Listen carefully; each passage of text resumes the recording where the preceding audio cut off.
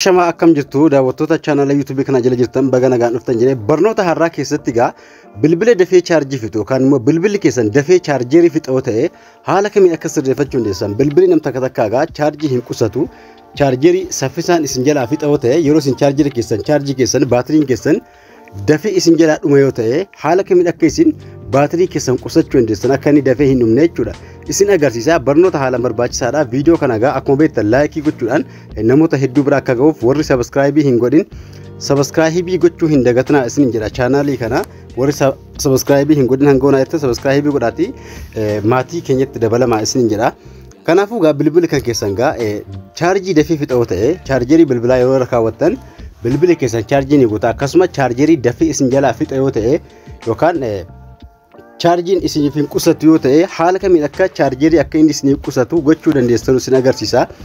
Gara barnootaa isin ofaa qaxxubatti waliin turaa isin jedha. Gara barnootaa deemnu gaa siitingii bilbilaa irraan haala kamiin akka isin chaarjerii bilbila keessanii qusachuu dandeessan jechuudha. Siitingii irra geessintanii gaa bilbila keessan irraa bakka siitingii seentu siitingii kanarra seenu awwaliin haa ilaallu.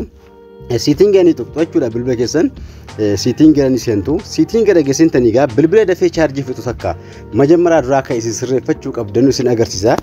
Bilbila dafee chaarjii fixu akka sirreeffachuudhaaf bilbila keessa suuta jechuudhaan ol xaa'uudhaan gaa batter and device bakka jedha yookaan immoo batter and device care ka jedha kana irra tuqxu jechuudha. Batter and device care ka jedhu kana irra tuqxu yeroo takkaaf achirra eega tuqxanii gara fuula duraa haala kanaan isin naqa bilbilli keessan jechuudha. Achirra eega tuqxanii haala kanaan isin naqa jechuudha.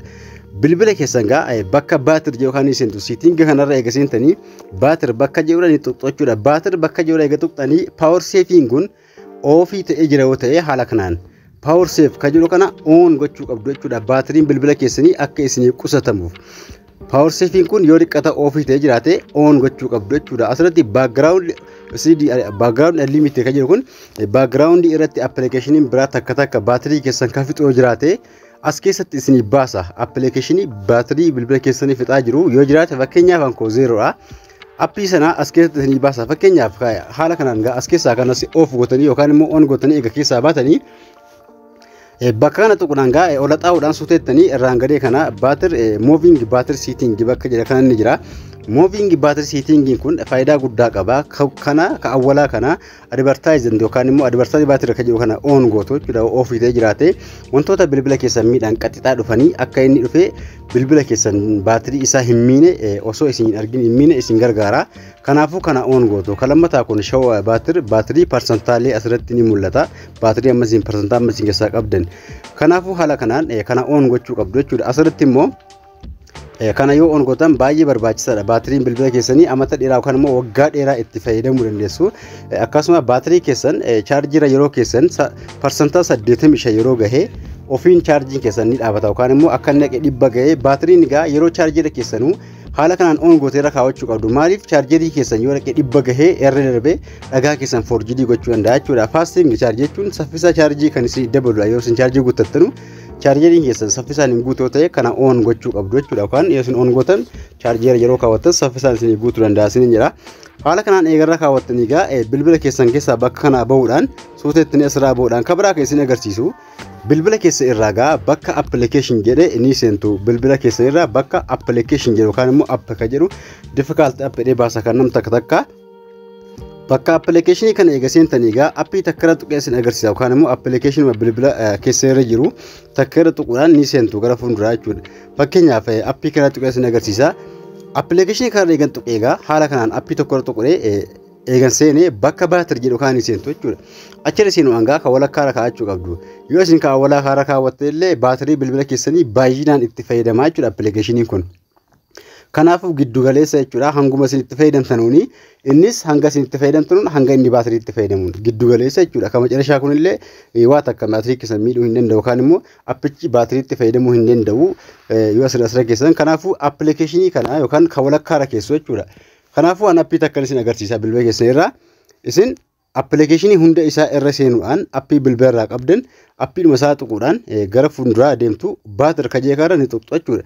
Baatirii tuquudhaan gaa ka walakkaarra kaawwattu.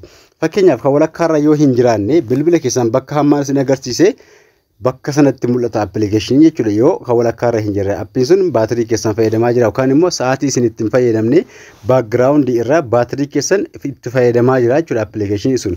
Kanaafuu appilikeeshinii indaallee isaa irra tuquudhaan gaa baatirii bilbila keessanitti akka inni hin fayyadamne haala kanaan walakkaa keessa kaa'uudhaan baatirii bilbila keessanii qusachuu dandeessu isiniin jira. Kanaafuu bilbila keessan fakkeenyaaf yeroo kana gara xoftan bilbila keessan yeroo kana gara xoftan gaa power saviin kun oonii ta'ee taa'uu qaba jechuudha. Power saviin kun baatirii bilbila keessanii kan seef isinii godhu yookaan immoo isinii qusatu keessaa isa guddaadha jechuudha. Kanaafuu power savii kana amma fakkeenyaaf yoon irra gadi qabee gara siitingii hammaa nageessa. Kanaafuu gara siitingii eega dhuftanii power saviin kun off ta'ee jira taanaan on gochuudhaan baatirii bilbila keessanii qusachuu dandeessu yookaan immoo itti fayyadamuu dandeessu isiniin jira. Haala kanaan gaa baatirii bilbila keessanii qusachuu dandeessu amata dheeraa itti fayyadamuu dandeessu isiniin jira. Baatiriin keessan gaa yookaan immoo baatirii bilbila keessanii dafee isin jira dhuma yoo ta'e haala kanaan qusachuu dandeessu. Haala kanaan chaarjii bilbila keessanii qusadhaa itti fayyadamaa isiniin jira. Egaa viidiyoon kun har'aa waa'ee baatirii keessanii akkasuma baatiriin keessan yookaan dhagaan baatirii keessanii isin jala dafee dhuma yoo ta'e haala kanaan qusachuu itti fayyadamuu dandeessu isin jedha. Viidiyoo har'aa keessatti waan isin garuu jiraate komentii naa barreessuu hin dagatinaa isin jechaa barnoonni har'aa asumatti dhaabata hanga walitti deebi'utti nagaan tura.